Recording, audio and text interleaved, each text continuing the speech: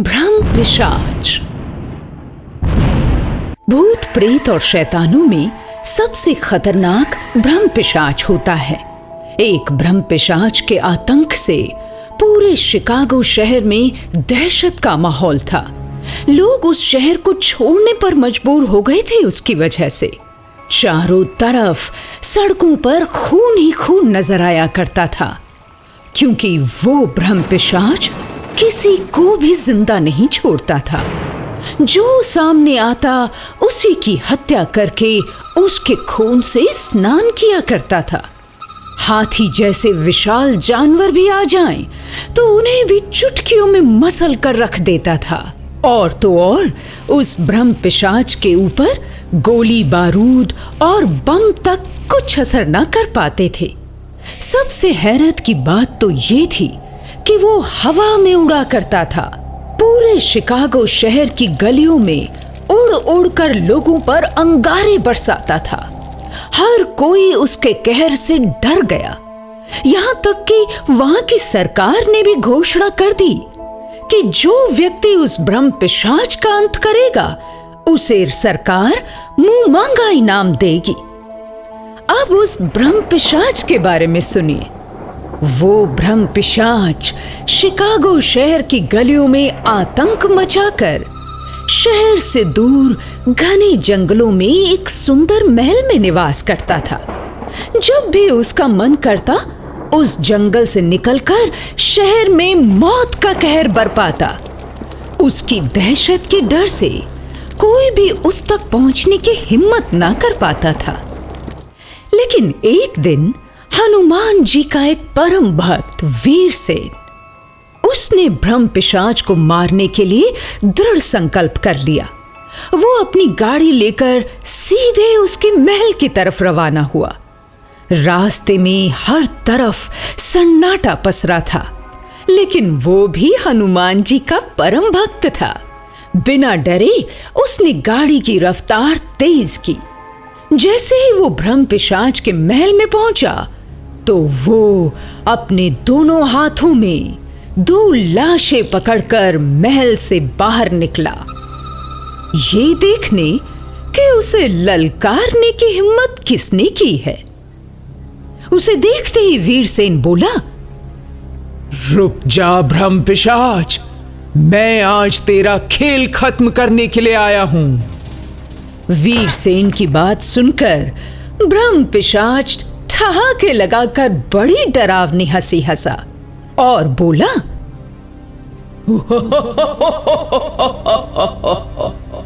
तू पहला व्यक्ति है जो अपनी जान की परवाह किए बगैर मेरे सामने खड़ा होने की जुर्रत कर रहा है। मगर आज तेरा भी वही हाल होगा जो बाकी तांत्रिकों और सिद्ध पुरुषों का हुआ है। कौन किसे मारेगा ये तू कैसे जान गया? बड़े से बड़े ब्रह्म पिशाचों को मैंने अपने वश में किया है। हनुमान जी के मंत्र सिद्धि मेरे पास है और आज तुझे भी अपना गुलाम बनाकर ही रहूंगा। जो दूसरे ब्रह्म पिशाच मैंने इस मंत्र शक्ति से कैद किए हैं, आज उन्हीं की तरह तुझे भी कैद करूंगा। देख, आखिरी वार्निंग देता हूं, सुधर जा, वरना मुझसे बुरा कोई नहीं होगा। अगर मेरी शरण में आएगा तो तुझे मुक्ति मिल जाएगी हनुमान जी की कृपा से, और यदि नहीं तो वो मौत मारूंगा कि याद रखेगा। क्यों करता है इतना खून खराबा शहर में? क्यों मारता है बेकसूर लोगों को? बोल। काफी उपदेश दे दिया तूने, बस कर। जितने भी तूने मेरे दोस्त कैद किए हैं ना अपनी मंत्र शक्ति से, आज तुझे मारकर मैं उन सबको आजाद कराऊंगा। वो मेरे साथी इसी महल में मेरे साथ रहेंगे और हम सारे ब्रह्म पिशाच मिलकर तेरी मौत का जश्न मनाएंगे।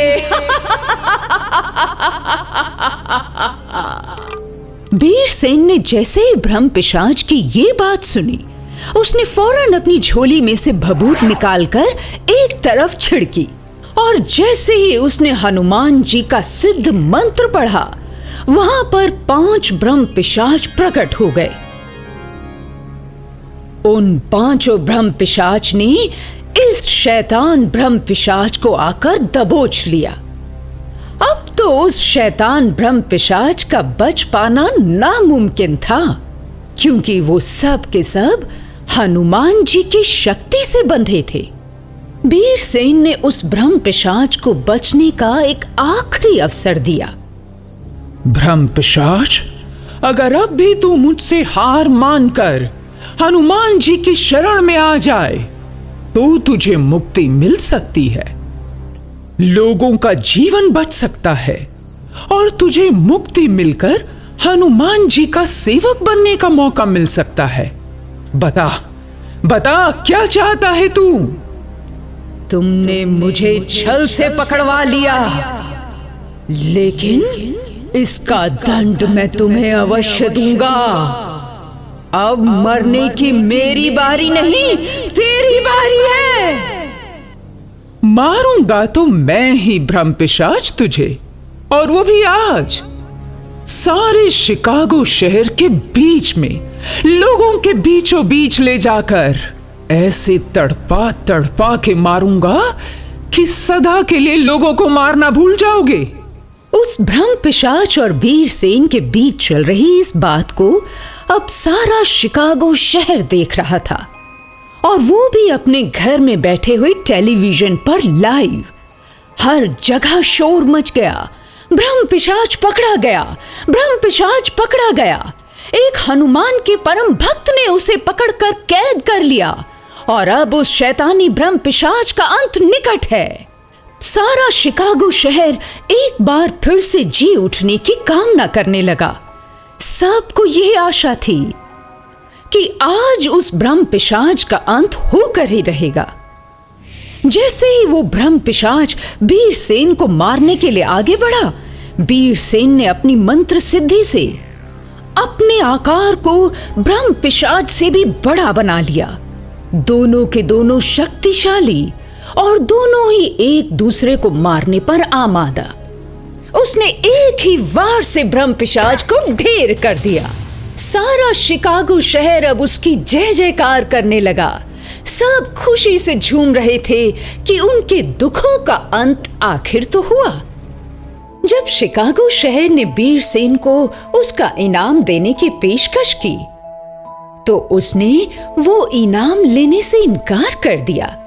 उसके बदले में सिर्फ एक ही मांग रखी कि पूरे शिकागो शहर में उस दान राशि से अनाथों के लिए अनाथालय और हनुमान जी के मंदिर स्थापित किए जाएं, जिससे फिर कभी कोई भी प्रेत आत्मा या कोई भूत पिशाच किसी को तंग ना कर सके। भटकती आत्मा। इंसान अपनी इच्छाओं को पूरा करने के लिए क्या कुछ नहीं करता। एक दिन उन्हें पाने के लिए, इच्छाओं की पूर्ति के लिए वो अपने प्राण तक त्याग देता है, लेकिन इच्छाएं हैं कि पूरा होने का नाम ही नहीं लेती। और जब कोई इच्छा ज्यादा प्रबल हो जाती है, तब तो वो प्राण त्याग देने के बाद भी आत्मा के रूप में भटकती रहती है।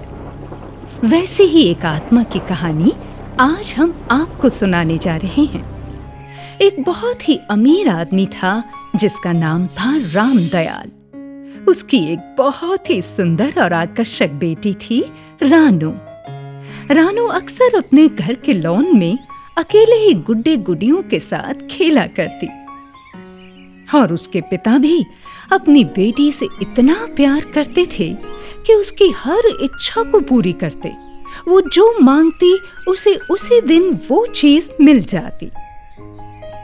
एक दिन जब रानू अपने घर के लॉन में खेल रही थी कि अचानक उनके सिक्योरिटी गार्ड सतीश का बेटा विकी उन्हीं गुड्डे गुडियों के साथ खेलने के लिए उसके पास आ गया।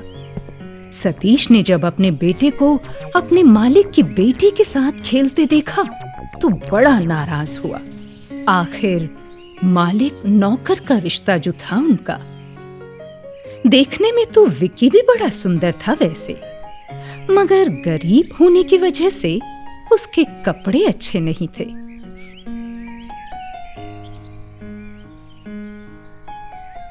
उधर रानो भी विक्की को बड़ा पसंद करती थी। आखिर उसे खेलने के लिए साथी जो मिल गया था। दोनों बच्चे आपस में घुल मिलकर अक्सर खेला करते थे गुड्डे गुड्डियों के साथ। उनका इस तरह से साथ साथ में खेलना सतीश को नहीं भा रहा था। एक दिन उसने गुस्से में आकर अपने बेटे से कहा, बेटा विक्की, रानो मेरे मालिक की लड़की है। उसके साथ खेलते हुए अगर मालिक हमें देख लेंगे तो मुझे नौकरी से निकाल देंगे। तू समझ रहा है कुछ? जाकर घर में अपनी मम्मी का हाथ बटा और खबरदार जो यहाँ आया वापस। ये बात सुनकर विक्की तो घर लौट गया, लेकिन अगले दिन से रानो का मन बोझल हो गया। वो विक्की को ना पाकर बेचैन होने लगी।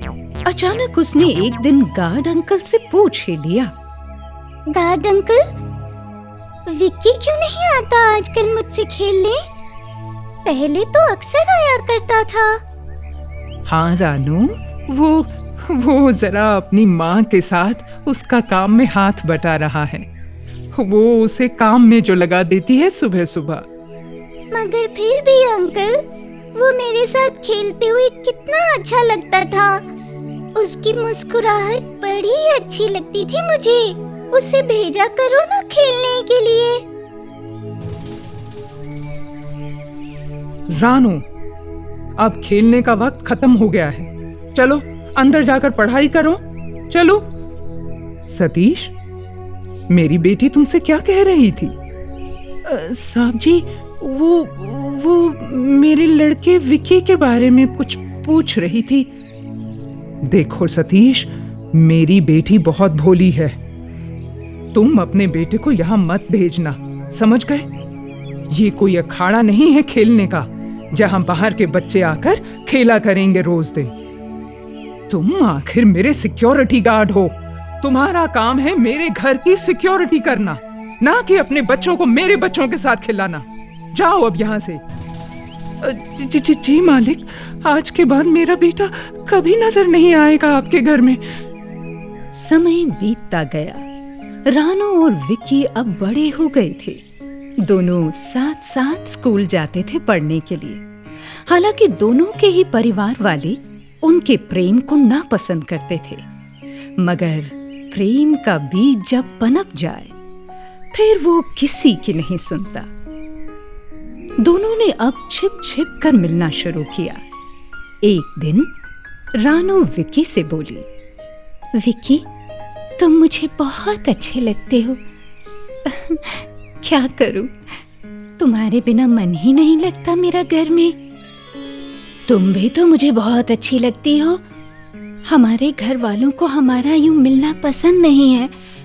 वो हमारे इस प्यार से नफरत करते हैं रानो। बहुत फर्क है ना हम दोनों के घर वालों में।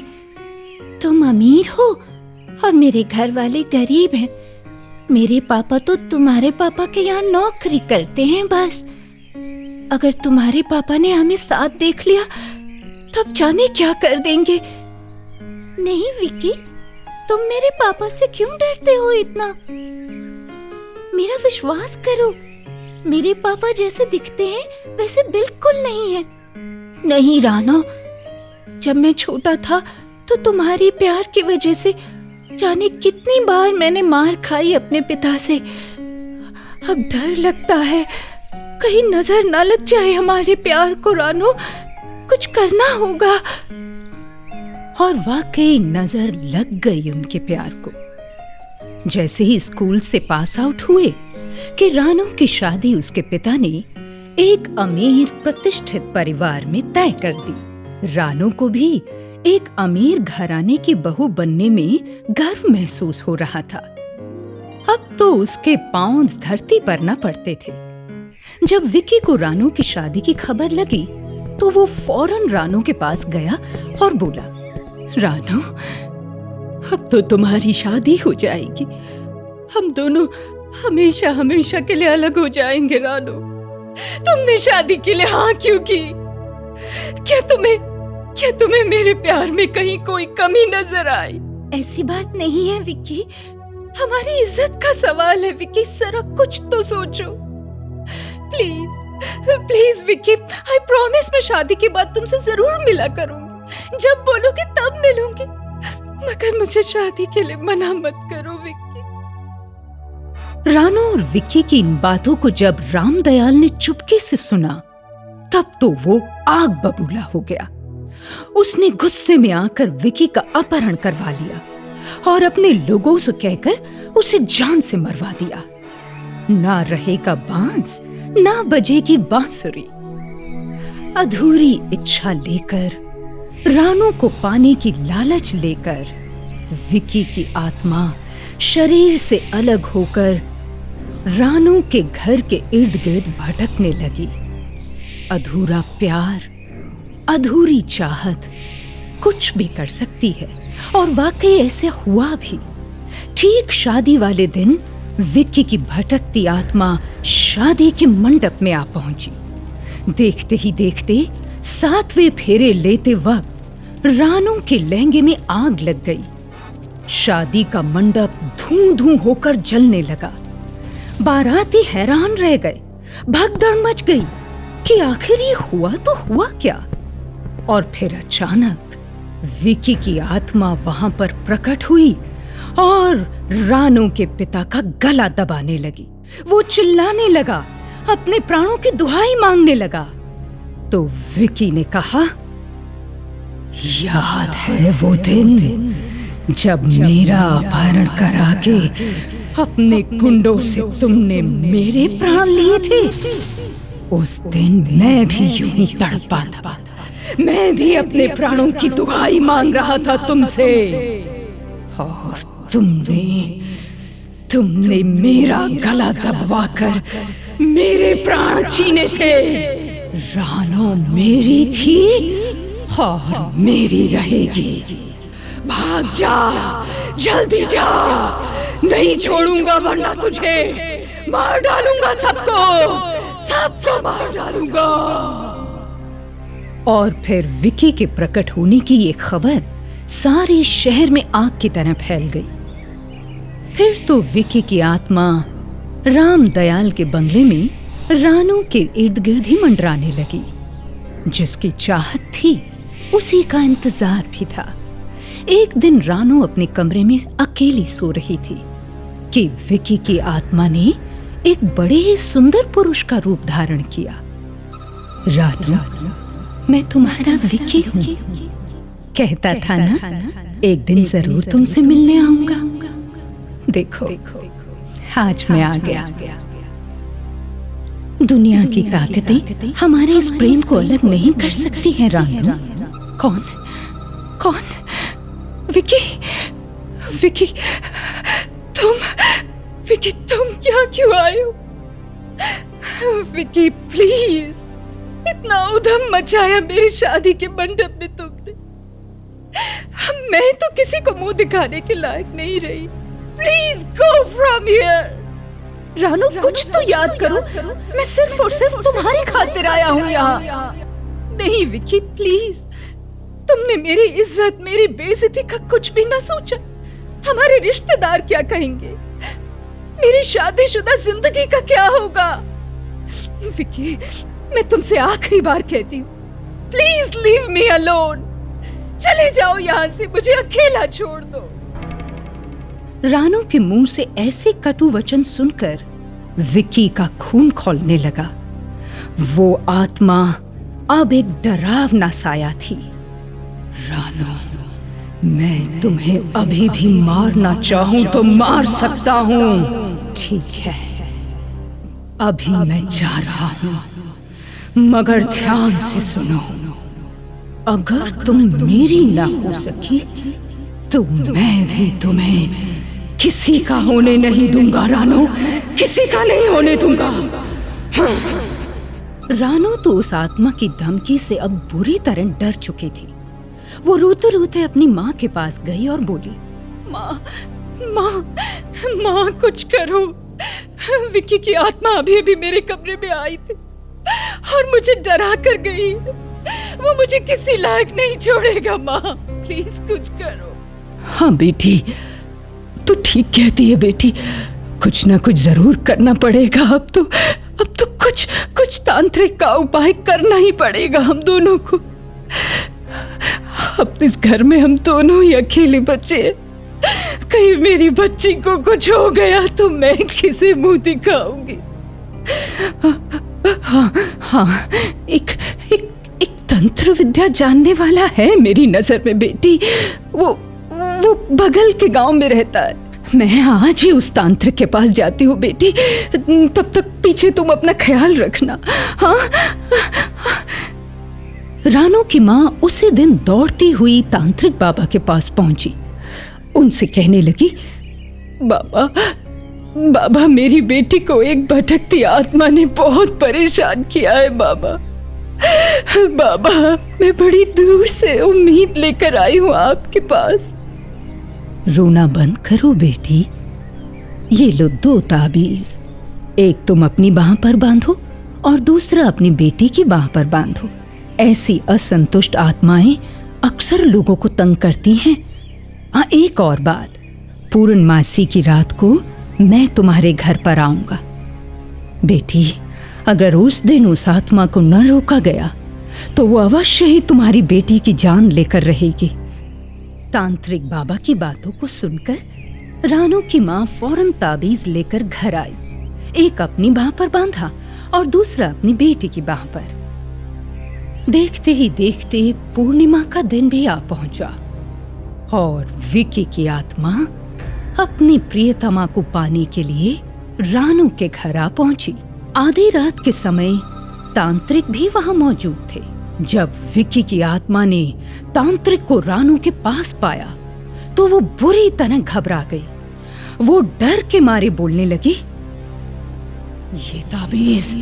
ये ताबीज जो तूने इसके बाह पर बंधवाया है, हटा इसकी बाह से।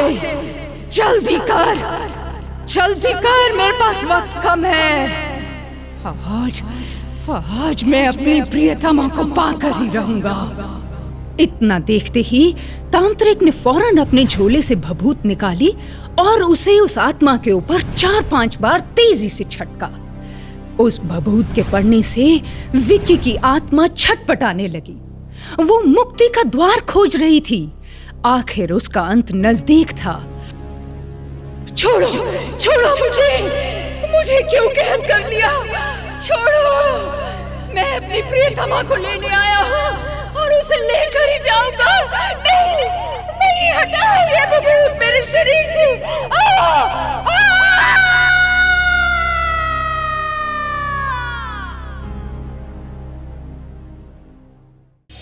इंसान अपने जीवन में बहुत सारे सपने देखता है।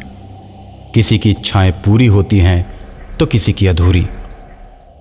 जिनकी इच्छाएं अधूरी रह जाती हैं और उनकी मौत हो जाती है तो उनकी आत्मा उनकी अधूरी इच्छा को पूरी करने में लग जाती है और तब तक मुक्त नहीं होती जब तक अपनी अधूरी रह गई इच्छा को पूरी नहीं कर लेती।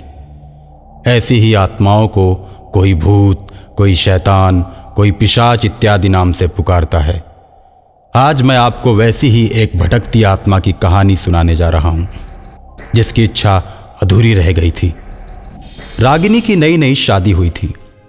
उसके चेहरे पर काले दाग थे, जिसके चलते उसका पति सुधांशु उसे पसंद नहीं करता था। लेकिन यह बात रागिनी के ऊपर जाहिर नहीं होने देता था। ऊपर के मन से तो उसे बहुत प्यार करता था, लेकिन अंदर के दिल से उसे नफरत ही नफरत करता था। जब भी अपने ऑफिस से आता उसके लिए कुछ न कुछ गिफ्ट लेकर आता था, जिसे देखकर रागिनी बहुत खुश होती थी। सुधांशु हमेशा रागिनी से पिंड छुड़ाने के लिए योजनाएं बनाता रहता था। और एक दिन सुधांशु रागिनी से कहता है, रागिनी, हम लोगों की शादी हुए 1 महीना हो गया, लेकिन हम लोग हनीमून पर नहीं गए। कल मेरी सैलरी मिलने वाली है। हम दोनों एक अच्छे से हिल स्टेशन पर चलते हैं और अपना हनीमून मनाते हैं। तो फिर ठीक है, मैंने सुना है ऊटी बहुत ही अच्छी जगह है। हाँ ठीक है, कल सैलरी मिलते ही मैं ऊटी के लिए फ्लाइट की टिकट बुक करा लेता हूँ। हम लोग हनीमून पे एक अच्छे से होटल में कमरा बुक करेंगे और खूब मजे करेंगे। अगले दिन सुधांशु जाता है और अपने ऑफिस से सैलरी लेकर ऊटी की 2 टिकटें बुक कराता है और घर आकर रागिनी को टिकट दिखाते हुए कहता है, चलो रागिनी, टिकट को अच्छी तरह से रख दो, हम लोग परसों फ्लाइट पकड़ेंगे। कल मार्केट जाकर जरूरी सामानों की खरीदारी भी तो करनी है। अरे तुमको भूख लगी होगी, पहले खाना खा लो और आराम कर लो। रागिनी, तुम अपना भी खाना टेबल पर ही लगा लो, आज हम लोग साथ बैठकर खाना खाएंगे। मेरा तो मन करता है आज हम एक ही थाली में खाएं। ऐसा कहते हुए रागिनी रोटी का एक टुकड़ा तोड़ती है, उसमें सब्जी मिलाकर सुधांशु को खिलाती है। सुधांशु बड़े ही प्यार से रोटी खाता है और वो भी अपने हाथों से रोटी लेकर रागिनी को खिलाता है। दोनों पति पत्नी आपस में प्रेम भरी बातें करके सो जाते हैं और अगले दिन फ्लाइट पकड़कर ऊटी पहुंच जाते हैं और ऊटी पहुंचकर खूब मजे करते हैं। और रात के अंधेरे में सुधांशु रागिनी को लेकर बाहर आता है। रागिनी, वो देखो कितना सुंदर चांद निकला है। जिस तरह चांद में दाग होते हुए भी वो खूबसूरत दिख रहा है, वैसे ही तुम भी बहुत खूबसूरत लग रही हो। रागिनी बड़े ध्यान से चांद को देखने लगती है और तभी सुधांशु रागिनी का कत्ल कर देता है। धोखेबाज आशिक को फटी आंखों से निहारते हुए रागिनी दम तोड़ देती है। रागिनी को मारकर सुधांशु अपने ऑफिस की टाइपिस्ट रेखा के साथ हनीमून मनाता है और दोनों मिलकर लाश को गायब कर देते हैं। रेखा और सुधांशु की फ्लाइट रात के 11 बजे ऊटी से छूटने वाली होती है। 10 बजे वे होटल के कमरे से बाहर निकलते हैं और कुछ दूर जाते ही रागिनी की आत्मा उनके रास्ते में दीवार बनकर खड़ी हो जाती है। सुधांशु, मैं तुमसे बहुत प्यार करती हूँ और तुम मुझे छोड़कर नहीं जा सकते। अब मैं तुम्हें अपने साथ लेकर जाऊंगी और ये रेखा भी नहीं बचने वाली। हम तीनों ही हमेशा हमेशा के लिए ऊटी में साथ रहेंगे। इतना कहकर रागिनी दोनों को मार देती है और फिर वो तीनों आत्माएं ऊटी के हिल स्टेशन पर भटकने लगती हैं और आए हुए सैलानियों को बड़ी बेदर्दी के साथ मारती रहती हैं।